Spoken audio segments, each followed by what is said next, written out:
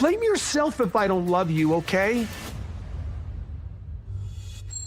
Hi guys, welcome back to the show. Don't forget to hit that subscribe button and thumbs up this episode before we get started. You won't want to miss what's next. This weekend was the much-awaited premiere of 90 Day Fiancé Season 11. And as promised, viewers had an exclusive first look. And you know what? The drama began immediately. Meet married couple Amani and Matt. They're not just parents, but also in a unique, complicated relationship. Their dynamic includes a third person, Annie, who just happens to be their girlfriend. Sounds like a love triangle? You're not wrong. What's even more intriguing, Annie is from Mexico, and they have a strictly long-distance relationship with her. But wait, here's the twist. Annie is not an American citizen. That's where it gets complicated. Over Sunday's premiere, we found out that the three are having a hard time making their unusual relationship succeed. And, spoiler alert, the answer may leave you gasping. You're wondering how all this comes together, huh? Well, Amani and Matt had a daring plan to divorce, only on paper, to assist Annie in coming to America and being with them. But hold on, before you get ahead of yourself, let's break this down. So here's the scoop. Over a boat cruise with friends, Amani and Matt revealed their grand plan. They told them they're considering divorcing legally in order to bring Annie to San Diego and start a family together. But why get a divorce? Well, according to Amani, they don't have a lot of other choices. I mean, an AK-1 visa or a fiancé visa would be necessary, Amani said. So, basically, a divorce would allow Annie to immigrate to the U.S. All right, underlies bizarre circumstances. Now, I know you're probably raising an eyebrow right about now. How is this possible, considering Amani and Matt are already married? That's precisely what their friends asked upon hearing the news. And Matt, being the voice of reason, jumped in with a surprising response. He said that technically, his legal status didn't matter. Why? Because no matter what, he will always be part of Amani's life. So here's the kicker. The divorce would be purely for paperwork purposes, allowing Annie to eventually marry one of them. Then, she could legally become a permanent resident of the U.S. and get her green card. What a wild plot twist, right? But that's not all. The audience, both on the show and online, had some serious reaction. People quickly jumped to social media, with many comparing Matt and Amani's unconventional relationship to the infamous Cody and Mary Brown from Sister Wives. The drama's just getting started, and we've only just begun. What do you think about all of this plan? Is it genius or simply a recipe for disaster? If you've seen Sister Wives, then you may remember another reality show couple who also did something like what Matt and Amani are weighing. Yeah, we're referring to Cody and Mary Brown. They also got an official divorce so Cody could marry his fourth wife, Robyn Brown, and adopt her children from her prior marriage. Now, 90 Day Fiancé fans couldn't help but spot the similarity. Are Matt and Amani headed down the same road? Well, not everybody thinks so. One cynical viewer tweeted, "The last time a man divorced his wife for another woman to become a part of their family, it blew up, and they weren't alone." A fellow user commented, "This does not seem to be going well either. Matt and Amani might be on another show, perhaps. Interested? You should be." The comparison did not end there. The fans soon began cross-referencing Sister Wives with Matt and Amani's case, using the hashtag to indicate that they were paying close attention. And then there's naturally the whole seeking sister wife thing. If you don't know, that's another show where a couple goes through essentially the same process to add a third partner, usually with a K-1 visa. Garrick and Danielle Merrifield of Seeking Sister Wife did just that. They petitioned for a legal divorce so Garrick could bring Roberta, his possible sister wife from Brazil, to America. This kind of arrangement appears to be a recurring situation, and audiences already are making the connection. One commenter noted, "I know 90 Day Fiancé is attempting to be edgy with the thruple, but we already know the entire divorce my wife, so I can submit the K-1 visa for my international girlfriend plot on Seeking Sister Wife." So, what does that mean for Matt and Amani? Are they just following in the footsteps of other couples, or will their situation unfold differently? Fans are divided. Actually, 90 Day Fiancé viewers are already wondering how this three-way relationship will affect the remainder of the season. Will the three-way relationship work, or will jealousy get the best of them, like it did for Cody and Mary Brown? As one viewer warned, in Cody and Mary's case, their official divorce appeared to be the initial step toward their eventual breakup. And it wasn't only Cody and Mary. Garrick and Danielle's experience didn't quite pan out with Roberta either. Still, they remain hopeful, keeping their fingers crossed to create the polygamous family of their dreams. But let's return to Matt and Amani. Will their unconventional relationship pave new ground for 90 Day Fiancé? Or will it be like all the others that came before them? Only time will tell. And talking about complex relationships, recall Sister Wives star Cody Brown? He was in the news for requesting fans to purchase things for him because he said he was poor. Well, since then, Cody has matured and become independent. But is he still struggling financially today? That's what many fans wonder, particularly following his previous plea for assistance. Cody Brown's money woes are merely the beginning when it comes to his dysfunctional family life. Having grown up in a polygamous family, Cody experienced a bumpy childhood at the hands of his father, Cody Brown, his mother, Christine, and Cody's other wives, Mary and Janelle. During his childhood, Cody and his siblings were not unfamiliar with conflict and skepticism, particularly in regards to plural marriage. Actually, Cody has even noted that the Brown family setup only bred more conflicts and politics, which only made things tougher for the children. As he grew up, Cody drew further away from the family home and concentrated more on his own future. He went into the National Guard and served his nation while showing some sense of personal growth that fans everywhere could see. As the years passed, Cody's relationship with Cody, his father, only worsened. Cody prioritized Robyn and her kids, and although Cody remained devoted to his mother, Christine, his increasing conflict with Cody grew evident. But it got even hotter when Cody started going public with his grievances against his spiritual mother. In 2023, Cody came forward and said he never felt safe around Mary Brown, one of Cody's wives, saying she was cruel and harsh to him. These bombshells caused even more drama in the Brown family dynamic, with Cody confessing that he and his sibling were frequently on the receiving end of Mary's harsh treatment. Now, let's discuss finance, something Cody has loudly complained about for a long time. In 2022, at the conclusion of the COVID-19 pandemic, Cody vented on social media about how poorly things had been going. He exposed his financial struggle, utilizing the hashtag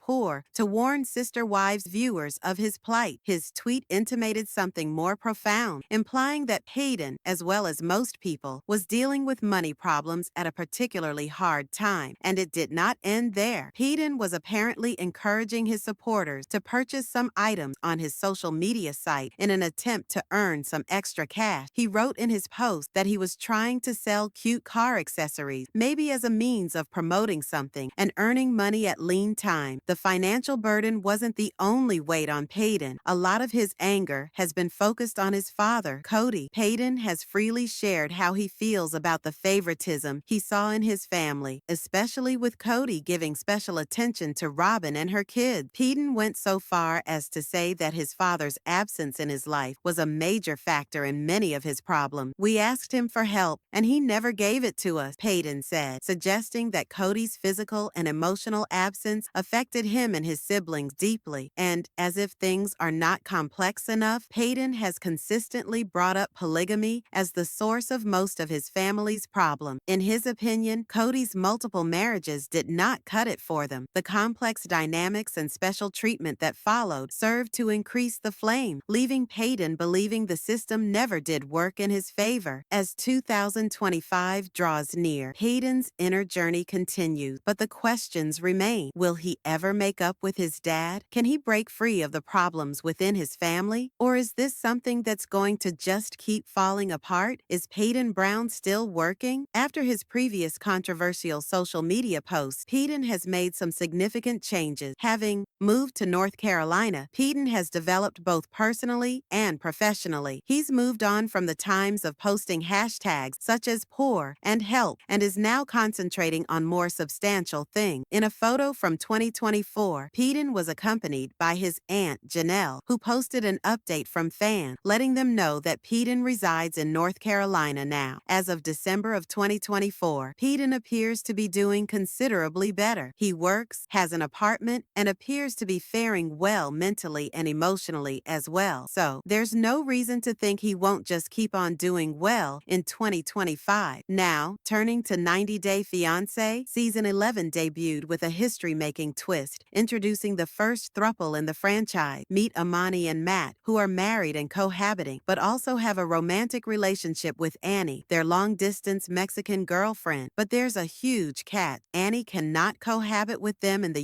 U.S. because of immigration rules. So, what did they do? They came up with a daring, outside-the-box solution, a formal divorce. This extreme action would enable Annie to qualify for a K-1 visa, which would permit her to marry one of them and, in due time, secure permanent residency in the United States. While discussing openly with boat friends, Amani conceded that this was hardly the norm. "We don't have much choice," she said. The only sensible one appeared to be the K-1 visa, commonly issued to fiancés. She also comforted all with the assurance that, in spite of the divorce, Matt would remain in her life. Matt brushed aside any doubts regarding the legal divorce, saying that a modification of their marital status on paper would not influence his long-term commitment to Amani. As you might expect, 90 Day Fiancé watchers were quick to compare Matt and Amani's situation to sister wives celebrities Cody and Mary Brown. Yes, remember Cody and Mary formally separated in order to enable Cody to wed his fourth wife, Robyn, and adopt her children. This deja vu-inducing scene caused a frisson of outrage online, with many viewers questioning the morality of such an action. One fan noted, "The last time a man divorced his wife for another woman to marry into their family, it imploded." And the comparisons did not end there. Fans were abuzz with theories, many of which drew direct parallels between the drama in Sister Wives and the situation that was playing out in 90 Day Fiancé. Fans on X, formerly Twitter, couldn't help but jest, "Has Amani and Matt not watched Sister Wives? This isn't going to end well." The dynamics of their relationship have cast doubt on the stability of their plan, especially when it comes to issues of jealousy and money. Some viewers even compared Matt and Amani's situation to that of Garrick and Danielle Merrifield from Seeking Sister Wife, who got divorced to bring their Brazilian sister wife, Roberta, to the United States. But their schemes soon collapsed as a result of jealousy and other issues. As one user noted, "We've already seen the entire divorce, my wife, so I can take advantage of the K-1 visa for my overseas girlfriend narrative on Seeking Sister Wife." But, as another commenter threw in, "I know 90 Day Fiancé is attempting to get edgy with the thruple. The question now, will Matt and Amani's scheme backfire, much like it has for numerous others before them?" Even their friends have cautioned them of the pitfalls of jealousy in a three-way relationship. Though Amani and Matt seem confident that their scheme to live happily ever after with Annie will work, viewers are not so sure. Such relationships as Cody and Mary's official divorce and Garrick and Danielle's effort to bring Roberta into the fold have usually ended in sorrow instead of a happily ever after. So, what's next for the thruple? As 90 Day Fiancé Season 11 continues, no one knows whether Amani, Matt, and Annie will successfully navigate the difficulties of being a thruple. Will they beat the odds, or will they succumb to the same pitfalls that have caught previous reality TV couples off guard? One thing's certain, 90 Day Fiancé enthusiasts will be stuck on their couches waiting to find out what comes next in this riveting saga. Changing subjects now, let's discuss another Sister Wives personality, Cody Brown. The 26-year-old has come a long way since his highly publicized financial woes. Raised in a polygamous family with his father, Cody Brown, his mother, Christine, and Cody's other wives, Mary, Janelle, and Robyn, Cody had a tough childhood plagued by family strife and the nuances of multiple marriages.